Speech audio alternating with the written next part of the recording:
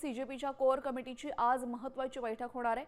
आंदोलनाची पुढील रणनीती ठरवण्यासाठी छत्रपती संभाजीनगरमध्ये दिपकेंच्या घरी ही बैठक आयोजित करण्यात आलेली आहे। या बैठकीसाठी सौरभ दास आणि सीजेपीचे सहकारी छत्रपती संभाजीनगरमध्ये पोहोचले असून याचा एक व्हिडिओ समोर आलाय। या बैठकीमध्ये सीजेपीची पुढील दिशा, ध्येय, धोरण आणि आंदोलनासंदर्भातली भूमिका निश्चित केली जाणार असल्याची माहिती समोर येते।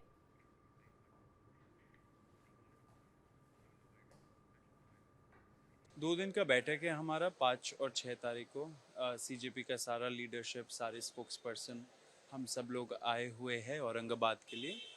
एंड यहाँ पे हम लोग 5 और 6 तारीख को हम लोग बैठ के डिस्कस करेंगे कि फर्दर आगे हम लोग का क्या स्ट्रैटेजी होना चाहिए, किस दिशा में इस युवाओं का मूवमेंट को आगे बढ़ाना है। तो यही सब पे चर्चा होगी। एंड 6 तारीख को हम लोग मीडिया को भी बताएंगे कि क्या हम लोगों ने फाइनल डिसीजन लिया है। और जिस तरीके से अभी बीजेपी और आरएसएस ने अभी और भी रैलियाँ की थी, वो ज़्यादा डायलॉग नहीं होता है, डिक्टेशन होता है। तो हम बस ये होप करेंगे कि डिक्टेशन नहीं, इंस्टेड डायलॉग करें। बच्चों को बुली ना किया जाए, 15 साल की लड़कियों को, वो हमारी होप है। बाकी हम अपना यूथ मूवमेंट पे काम करते रहेंगे। Education, youth related issues, employment हो गया, एजुकेशन, एम्प्लॉयमेंट, बाकी उनके सपोर्टर्स, महंगाई जो है, कॉस्ट ऑफ लिविंग बढ़ती जा रही है, इकोनॉमी हमारी अभी शैम्बल्स में है, तो सारे इश्यूज के ऊपर बात की जाएगी और रखा जाएगा। तर आपण थेट जाऊया छत्रपती संभाजीनगरात ज्या ठिकाणी सीजेपीची बैठक होणार आहे त्या ठिकाणी आमचे प्रतिनिधी अभिजित दिपके यांच्या घराच्या बाहेर उपस्थित आहेत माधव सावरगावे। त्यांच्याकडून आपण अधिकची माहिती घेऊयात। माधव, आता आपण अभिजित दिपके यांच्या निवासस्थानाबाहेर उभे आहात आणि काल रात्री इथेच सीजेपीचे इतरही कार्यकर्ते आलेले होते। काय परिस्थिती आहे सध्या? बैठक नेमकी कधी होणार आहे आणि काय चर्चा होऊ शकते?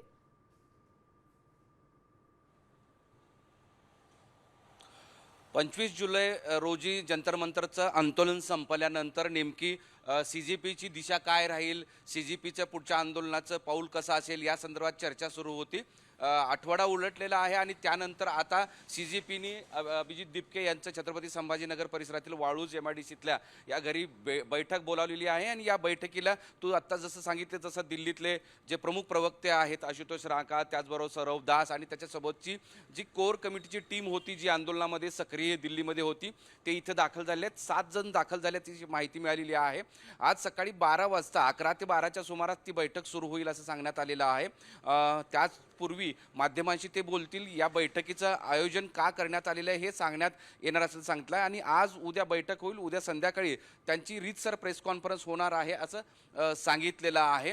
सध्या देशभरामध्ये वेगवेगळ्या ठिकाणी सीजेपीची जेव्हा चर्चा सुरू असते त्यावेळेस पुढचं दिशा आंदोलनाचं स्वरूप कसं असेल, त्या संघटनात्मक ही स्वरूप असेल का किंवा राजकीय स्वरूप असेल, या पक्षाची स्थापना होणार आहे का, या सगळ्या गोष्टीच्या प्रश्नाची उत्तरं या बैठकीत मिळण्याची शक्यता आहे। आणि त्यामुळं इथे ही बैठक कशा पद्धतीने होते, या बैठकीला चर्चा काय होते, आणखी कोण कोण येतात हे पाहणं तितकंच महत्त्वाचं आहे। कारण आता झारखंडमध्ये आंदोलन सुरू आहे, त्या आंदोलनाच्या दृष्टीने त्यांना सातत्यानं प्रश्न विचारले जात आहेत, त्याची उत्तरं ते मिळू शकतात। सगळ्यात महत्त्वाचं म्हणजे जेव्हा मे महिन्याच्या शेवटच्या आठवड्यामध्ये सीजेपीची स्थापना एका सोशल मीडिया हँडलवर झाली होती, त्यानंतर त्याचं स्वरूप देशभर गाजलं होतं आणि त्यानंतर अनेक तरुण त्याशी जोडले होते। जंतर मंतरचं आंदोलन हे देशभरातल्या सगळ्या गावागावापर्यंत पोहोचलं होतं। आणि त्यानंतर आता नेमकं या सीजेपीची काय भूमिका असणार आहे आणि सीजेपी कशा पद्धतीनं पुढचं रणनीती आखेल, निवडणुकीचा काळ असेल किंवा पुढच्या काळात राजकीय पक्ष असेल का, आणि ह्या सगळ्या गोष्टीवर